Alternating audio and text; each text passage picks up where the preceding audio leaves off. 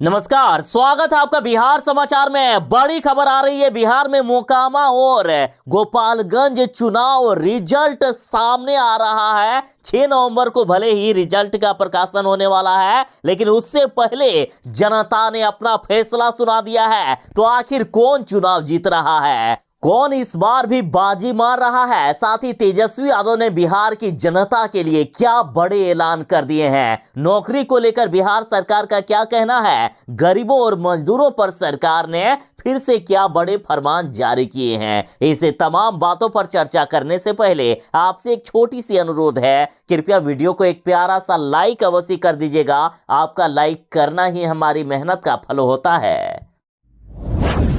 गोपालगंज और मोकामा उपचुनाव का रिजल्ट 6 नवंबर को आने वाला है, लेकिन उससे पहले एग्जिट पोल ने अभी ही आरजेडी की जीत निश्चित कर दी है। देखिए, गोपालगंज और मोकामा में शांतिपूर्ण ढंग से मतदान संपन्न हुआ। कुल 52.38% मतदान हुआ और जिनमें से गोपालगंज में 51.48% वोट डाले गए, तो वहीं मोकामा में 53.45% वोटिंग हुई। और इधर आरजेडी ने दावा कर दिया है कि दोनों ही सीटों पर हमारी ही जीत होगी, बीजेपी की जमानत जब्त होगी। और एग्जिट पोल की बात करें तो तमाम मीडिया में आरजेडी की ही जीत की बात हो रही है। बिहार की जनता को पसंद आई है लालू के लाल की तेजस्वी की लालटेन। जितने भी हैं सभी एग्जिट पोल में आरजेडी की ही जीत दिखाई दे रही है। एक तरफ जहां आरजेडी का भरोसा 7वें आसमान पर है, तो इधर बीजेपी वालों को अभी से ही डर सताने लगा है। अब बीजेपी वाले तो प्रशासन पर ही आरोप लगा रहे हैं कि प्रशासन ने महागठबंधन की सरकार के पक्ष में वोट कराया, महागठबंधन की सरकार को मदद किए। बीजेपी ने कहा है कि प्रशासन के लोग राजद के पक्ष में वोट देने का दबाव लोगों में बना रहे थे। साथ ही आरजेडी ने कहा है कि बीजेपी के लोग या कार्यकर्ता अब दोनों ही सीटों पर जमानत बचाने की फिराक में है कि थोड़ी सी भी हमारी इज्जत अब बच जाए।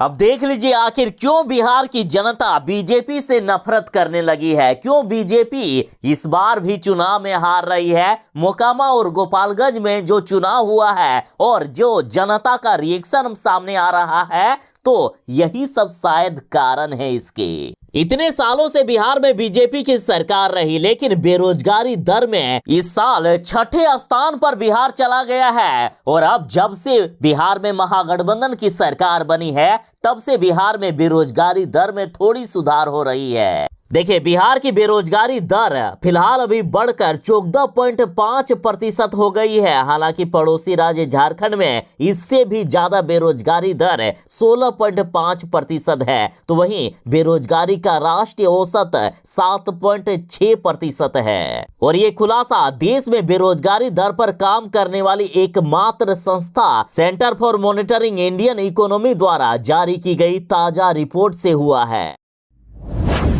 तेजस्वी यादव ने एक बार फिर से बड़ा ऐलान कर दिया है कि आने वाले समय में लाखों भाइयों के चेहरे पर हम मुस्कान लाएंगे। तेजस्वी यादव ने एक बार फिर से बड़ा ऐलान कर दिया है कि आने वाले समय में हम लाखों भाइयों के चेहरे पर मुस्कान लाएंगे, नौजवानों के चेहरे पर मुस्कान लाएंगे। देखिए, बिहार सरकार अपने वादे के अनुसार एक तरफ जहां बिहार में 10 लाख सरकारी नौकरी देने वाले हैं, साथ ही 10 लाख अब रोजगार भी दिया जाएगा। यानी जो पढ़े लिखे हैं उनको सरकारी नौकरियां मिलेगी और जो कम पढ़े लिखे हैं या मजदूर वर्ग हैं उनको सरकार रोजगार देगी। और लगातार बिहार में नौकरी देने का सिलसिला शुरू हो गया है। लगातार तेजस्वी यादव कई विभागों में नियुक्ति पत्र बांट रहे हैं। और जब मुख्यमंत्री नीतीश कुमार जी और तेजस्वी यादव ने उर्दू अनुवादक व अन्य उर्दू कर्मियों को नियुक्ति पत्र दिया, उस समय बड़ा ऐलान कर दिया कि देश की सबसे बड़ी समस्या बेरोजगारी है। नौजवानों को काम नहीं मिल रहा है, बेरोजगारी देश का दुश्मन है। बिहार सरकार और मुख्यमंत्री नीतीश कुमार के नेतृत्व में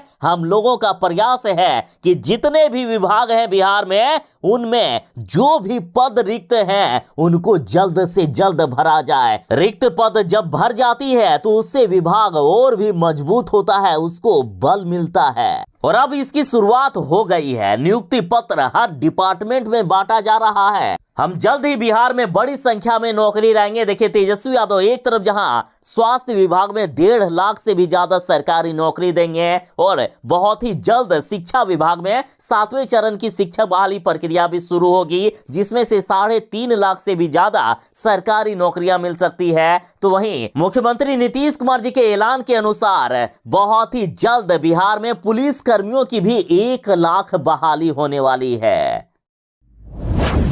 बिहार के शिक्षकों के लिए खुशखबरी है। शिक्षकों को जल्द ही मिलेगा अक्टूबर महीने का वेतन। शिक्षा विभाग ने राशि जारी कर दी है। बिहार के समग्र शिक्षा अंतर्गत प्रारंभिक शिक्षकों के लिए बड़ी खुशखबरी है। राज्य सरकार की शिक्षा विभाग के द्वारा राज्य में कार्यरत समग्र शिक्षा अंतर्गत प्रारंभिक शिक्षकों के अक्टूबर माह की सैलरी जारी कर दिया गया है। बिहार के सभी शिक्षकों को अक्टूबर महीने का वेतन मिलने वाला है। अक्टूबर माह के वेतन भुगतान के लिए 12,58,30,25,700 रुपए जारी किए गए और साथ ही शिक्षा विभाग ने सभी जिलों को आदेश दे दिया है कि राशि प्राप्ति के 24 घंटे के अंदर शिक्षकों के खाते में राशि भेजा जाए।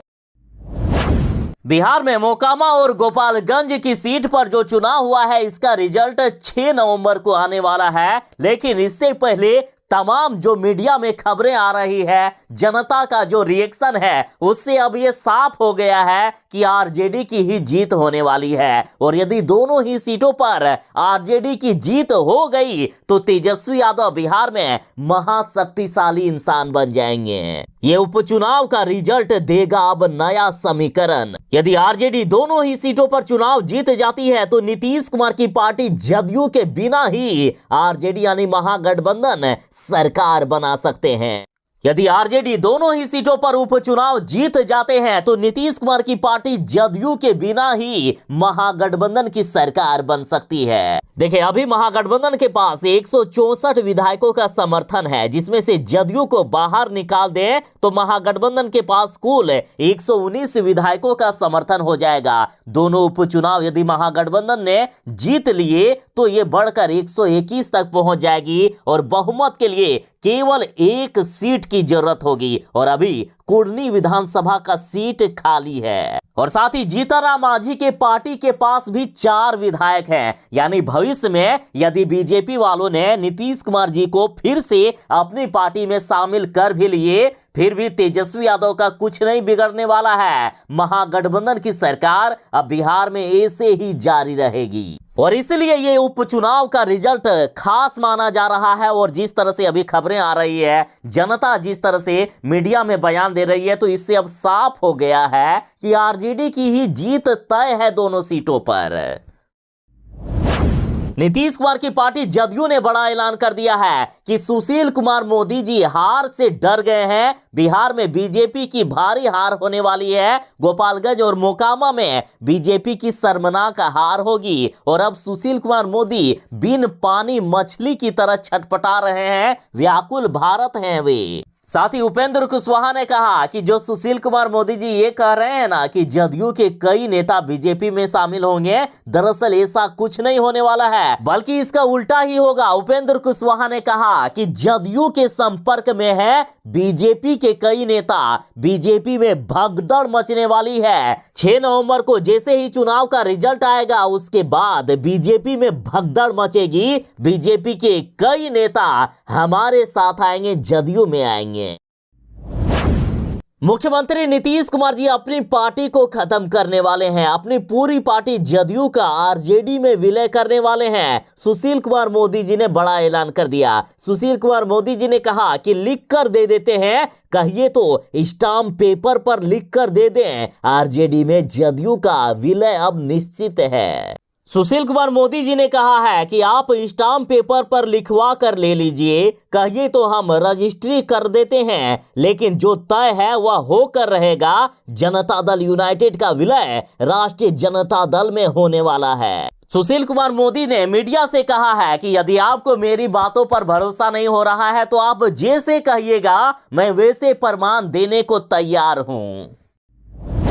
बिहार के लिए केंद्र सरकार ने कभी भी कोई काम किया ही नहीं है, ये खुद मुख्यमंत्री नीतीश कुमार जी कह रहे हैं। नीतीश कुमार जी ने कहा कि केंद्र सरकार ने बिहार के लिए कभी भी ध्यान नहीं दिया, केंद्र सरकार ने बिहार को जो विशेष राज्य देने का वादा किया था, हम लोग लाख मांगते रहे, लेकिन केंद्र सरकार ने नहीं दिया बिहार को विशेष राज्य का दर्जा। और अब जब से मुख्यमंत्री नीतीश कुमार जी ने बीजेपी का साथ छोड़ा है और महागठबंधन के साथ मिलकर सरकार बनाई है, तब से केंद्र सरकार ने तो बिहार से अपना नाता ही तोड़ लिया है। नीतीश कुमार जी कह रहे हैं कि केंद्र से अभी बिहार को कोई भी मदद नहीं मिल रही है। मुख्यमंत्री नीतीश कुमार जी ने कहा कि अपने बल पर हम कर रहे हैं बिहार राज्य का विकास।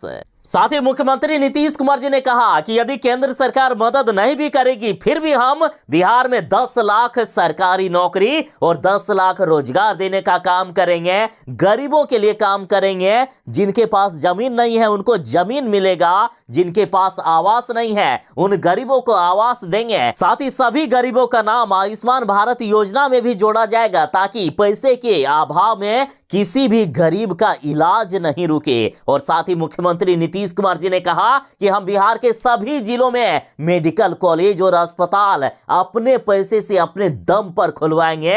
अब बिहार का विकास होने से कोई नहीं रोक सकता।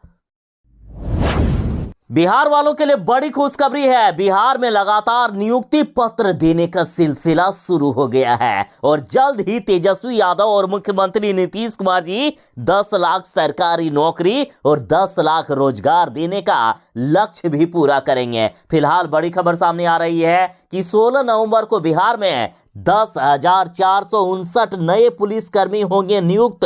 पटना के गांधी मैदान में मुख्यमंत्री नीतीश कुमार जी एक साथ इनको नियुक्ति पत्र देंगे और इसकी जानकारी बिहार के पुलिस मुख्यालय ने दी है। और इसमें से 8,246 सिपाहियों एवं 2,213 अवर निरीक्षकों को एक साथ नियुक्ति पत्र दिया जाएगा। साथ ही तेजस्वी यादव ने कहा है कि सरकार बनते ही नौकरियां बांटना हमने शुरू कर दी है। 2 महीनों में हजारों नियुक्ति पत्र हमने दे दिया है और अब ये सिलसिला रुकने वाला नहीं है।